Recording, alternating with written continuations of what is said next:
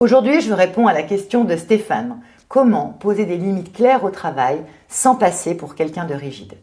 C'est une question qui revient souvent parce que poser une limite, c'est nécessaire.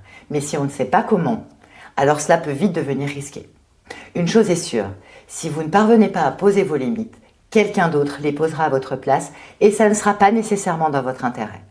Alors aujourd'hui, on ne va pas commencer par ce que vous pourriez dire, on va commencer par ce qui se joue en vous.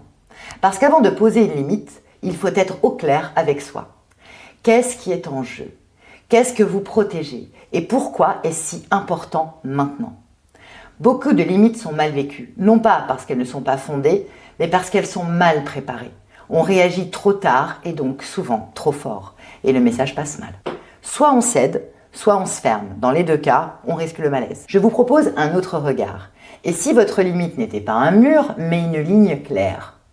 Une ligne d'objectivité, ce que vous acceptez, ce que vous ne pouvez plus tenir et ce que vous allez proposer. Un exercice maintenant. Clarifiez votre zone d'acceptation. Choisissez une situation dans laquelle vous avez du mal à poser des limites et prenez un temps de préparation. Car sans cadre clair, vous risquez de réagir au lieu d'anticiper. À l'écrit, répondez à ces questions. Qu'est-ce qui vous épuise et vous dépasse dans cette situation? La répétition du problème? L'attitude de votre interlocuteur? Que ressentez-vous vraiment? Peur, malaise, injustice? Écrivez-le même si cela vous semble inconfortable. Qu'avez-vous déjà laissé passer trop de fois? Qu'est-ce que cela a suggéré comme émotion pour vous? Et enfin, quel résultat aimeriez-vous obtenir? Que cette personne respecte vos demandes, que la relation soit plus fluide, et n'oubliez pas, vous n'êtes pas là pour être aimé comme dans votre vie privée. Vous êtes là pour être respecté, pour votre engagement envers votre équipe et la justesse de vos demandes.